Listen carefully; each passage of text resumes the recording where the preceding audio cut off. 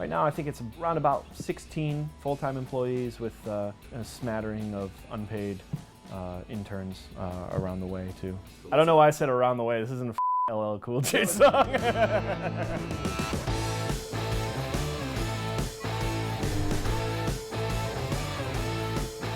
My name is Ben Blackwell. I work here at Man Records in Nashville, Tennessee. My business card tells me that I'm a psychedelic stooge.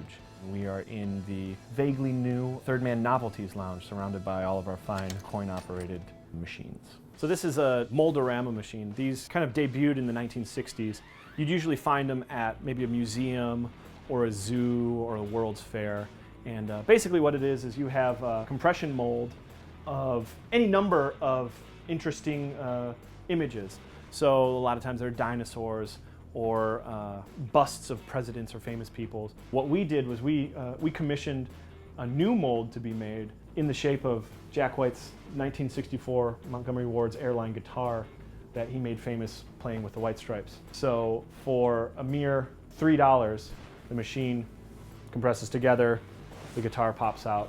When we started Man in 2009, this was one of the first things that Jack said, we need to get a Mold-A-Rama machine. It's really, really great working for Jack because in this world, he knows exactly what he wants. I would hate to be in a position where I'd have a boss say, hey, come up with an idea for whatever, for a release, for some artwork, for a publicity campaign or anything like that, and run it by me, and I'll let you know if I like it.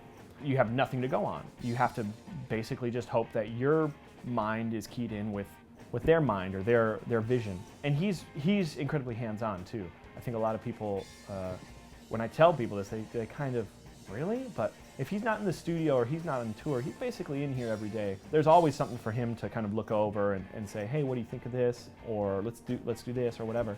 It's not just like, you know, he put up some money and opened this building and handed someone the keys like, all right, tell me when I need to show up for the photo op or anything. No, he's extremely hands-on with everything here. All the design, all the color, all the layout, from the tin ceiling to the yellow walls to the high gloss floors, is all him. People are really, really surprised when the store is open. Jack will walk in through the store, walks in and out the front door just like everyone else. And the store being so as small as it is, people usually don't have any time. It doesn't really register quickly enough. If I walk out with him or walk in with him, it'll be one of those things like people kind of like, what's that?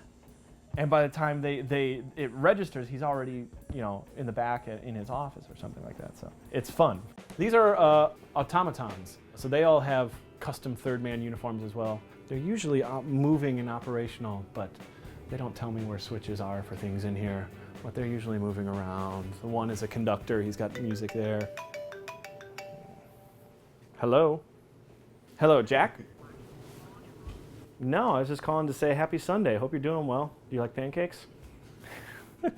What's going on? The original idea was, let's just start Man as a proper record label. We'll have letterhead and employees and business cards and all of that. But the idea behind the label is we'll just reissue White Stripes records. The White Stripes back catalog should be in print on vinyl, and maybe we'll put out like 1 or 2 new records. From the time that Jack called me with the idea of Man Records, the time that I moved down here and we actually started, the Dead Weather formed, wrote, and recorded their entire first album. So our first year and a half at Man, basically we didn't reissue any White Stripes records. The main focus became, first off, the Dead Weather album. There was 3 resultant singles off of it. And then Jack also had the idea of this Blue series, which was open to any artists that would be possibly coming through town on tour. Just a kind of thing where we can record in his studio 2 songs, takes a day, do a photo shoot here against our blue wall, and kind of just put it together. So a year and a half later to finally go back and say, okay, well, let's reissue these White Stripes records. It was a great boon to have,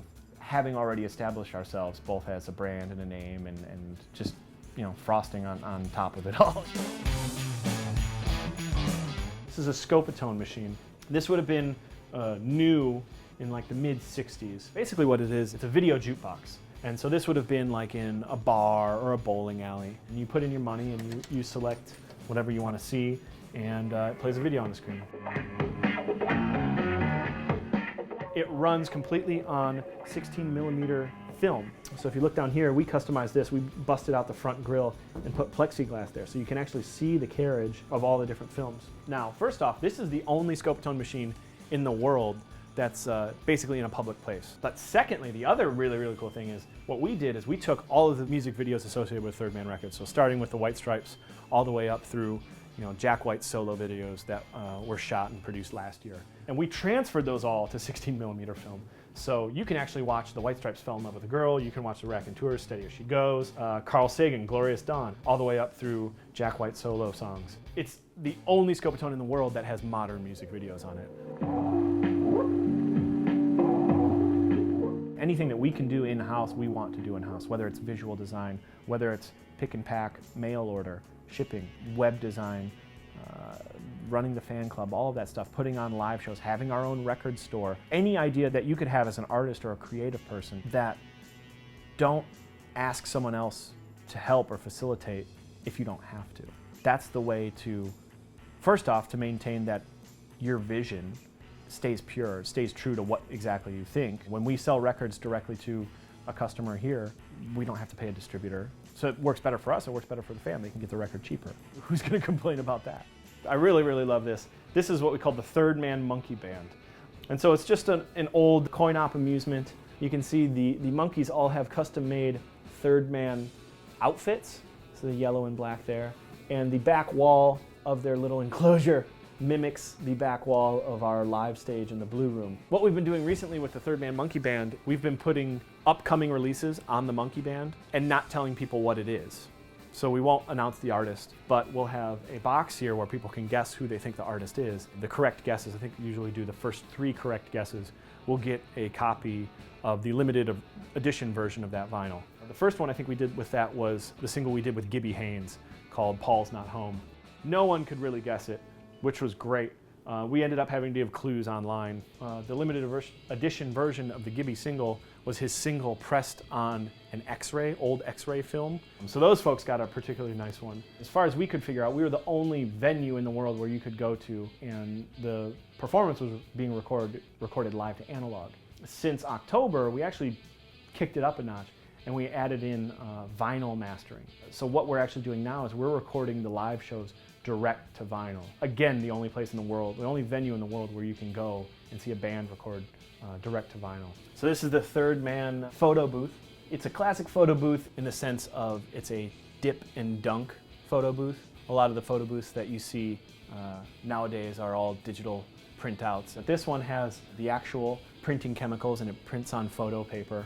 If you don't like a photo booth, I don't like you. I feel like it's no different from, when Jack was just an upholsterer in Southwest Detroit doing the White Stripes, recording bands in his front room.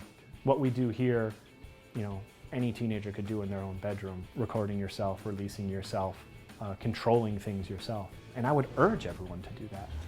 It's a way to really understand both the process and also understand yourself better.